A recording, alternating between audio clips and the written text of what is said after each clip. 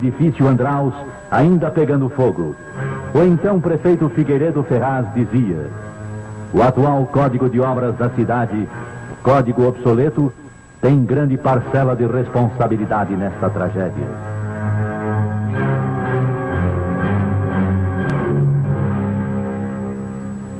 Logo começa a ação dos salvamentos pelos soldados do fogo. Mobilizam-se todos para uma rápida intervenção. Povo e autoridades sofrem a mesma estupefação. Para mais um capítulo de história heróica, tentando a salvação das criaturas, os bombeiros tentam o possível e o impossível, enquanto o incêndio mantém a capital paulista sob o medo do fogo. Em minutos apenas, as chamas crescem, avultam, assombram. O primeiro helicóptero traz esperanças aos desesperados. Material combustível e elementos inflamáveis dão este triste resultado. O mesmo pavor irmã nas criaturas. Alguém procura se agarrar à vida, improvisando um jeito de salvar-se. Se o seu sofrimento é imenso, não é menor a expectativa sofrida pelos espectadores que, assustados, acompanham os lances emocionantes que a vítima, revelando incrível vontade de viver, vai praticando. Tudo isto está acontecendo porque o Código de Obra chamado Arthur Saboia continuava em vigor desde 1934 e, mais uma vez, foi acusado da falta de segurança nos edifícios da cidade de São Paulo. Aí temos a confirmação do que disse Robert McNamara: o homem é um animal racional, dotado de incrível capacidade de fazer loucuras. Incêndio pleno, poderoso, amedrontador.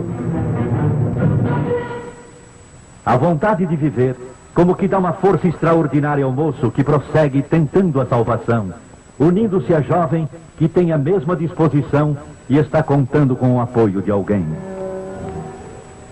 Auge do horror. Os desesperados em pânico, querendo viver, vêm ao encontro da morte. É o ponto supremo da tragédia. Não existe quem não se emocione diante destas cenas tão amargurantes. Tentando salvar, os helicópteros também se arriscam. Todos os meios são tentados. Todos os recursos são improvisados num humanitário desejo de salvar vidas, de evitar a extensão da tragédia, de socorrer feridos.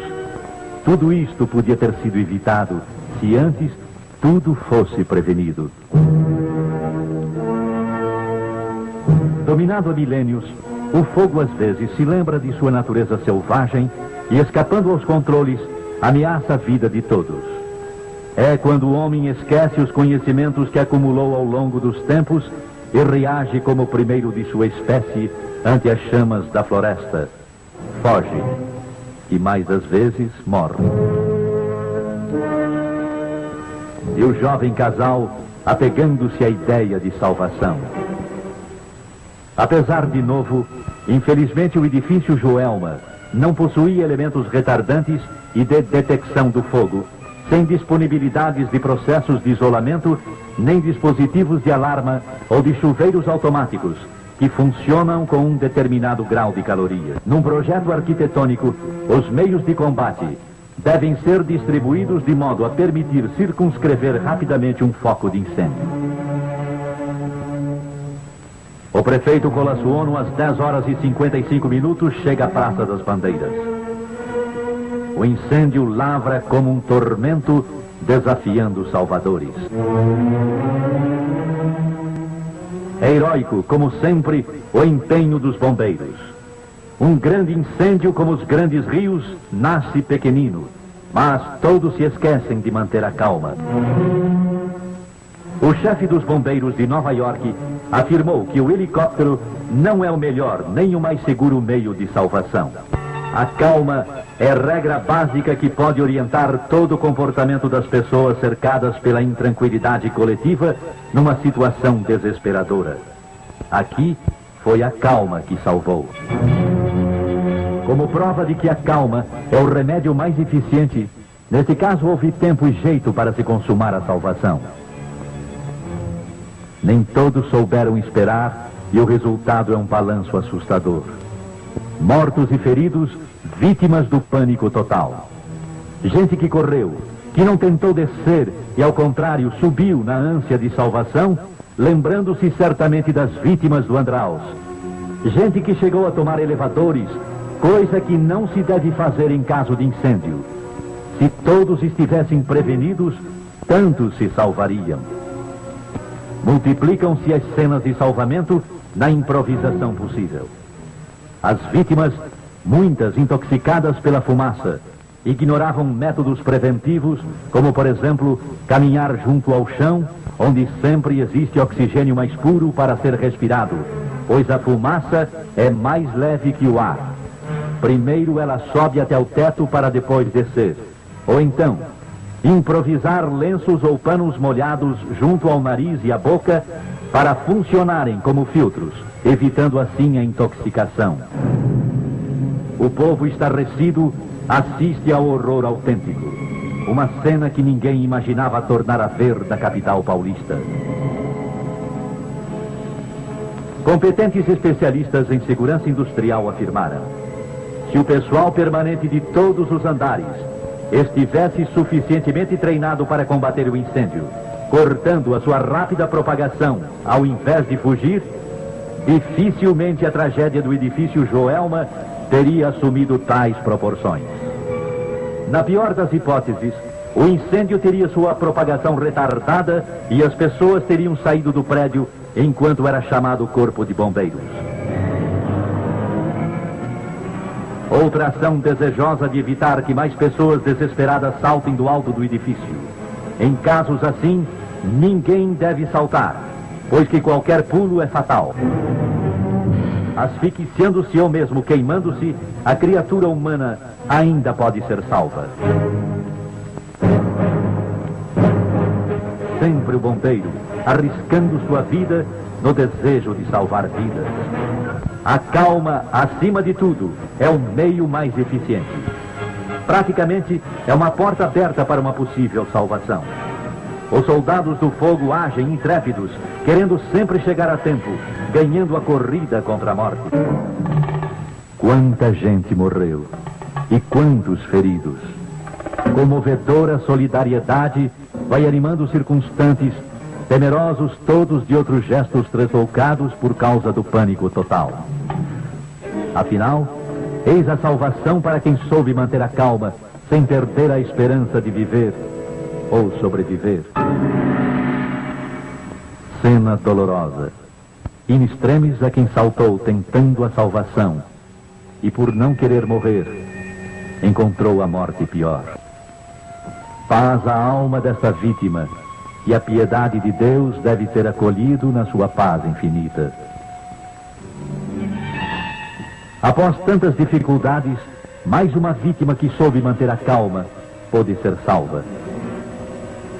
O jovem que a calma igualmente salvou é, afinal, retirado do prédio sinistrado. Entre tantos heróis, este soldado do fogo deve ser destacado. Não mediu esforços para complementar as ações salvadoras. Sempre o bombeiro heróico. Para ele pouco importam os meios. Só é importante o objetivo. Não é mais sua vida em jogo. É a vida do seu semelhante. Sem dúvida, um herói. A multidão que não arreda a pé. Os helicópteros prosseguindo na tentativa improvisada de salvamento. E o edifício Joelma sem chamas, mas oferecendo ainda um cenário do perigo intoxicador. Todos sentem na própria consciência que o medo corre mais rápido que o fogo. Por isso, tantos morreram e um grande número de feridos totaliza o resultado do trágico acontecimento. O Sr. House deve ser destacado. Ele é um engenheiro. Soube manter o sangue frio em meio ao inferno surpreendente. Está salvo como prova do que dissemos. A calma é regra básica que pode orientar o comportamento de uma pessoa cercada pela intranquilidade de todos e numa situação de desespero. Sr. Sr. House, homem ajuizado. Bem-vindo à vida. Um apelo às autoridades competentes e responsáveis. A equipe Souza Lima jamais deseja filmar reportagens assim, com a alma amargurada e as lágrimas nos olhos. Cenário desolador. O fato emocionou a nação brasileira e causou impacto no mundo inteiro. Tantas vidas sacrificadas que ignoravam que em casos de incêndio nunca se deve tirar a roupa que protege mais o corpo do calor do que a pele nua, retardando a desidratação. Como um adeus da queimada nas sombras de fumo, esbatidas da terra assustada para um céu tristonho, fica o espectro do edifício Joelma. Trágico espectro, torrado pelo cáustico das chamas que foram violentas. Uma imagem que apunhala o olhar curioso de uma cidade amedrontada. O espectro do prédio sinistrado vale como uma advertência, esperando providências para que nunca mais fatos iguais possam ser repetidos. E para que São Paulo não torne a chorar mortos, nem lamentar feridos em outras tragédias do fogo, que seja lembrado o lema prático adotado pelo Corpo de Bombeiros. O incêndio existe onde a prevenção falha.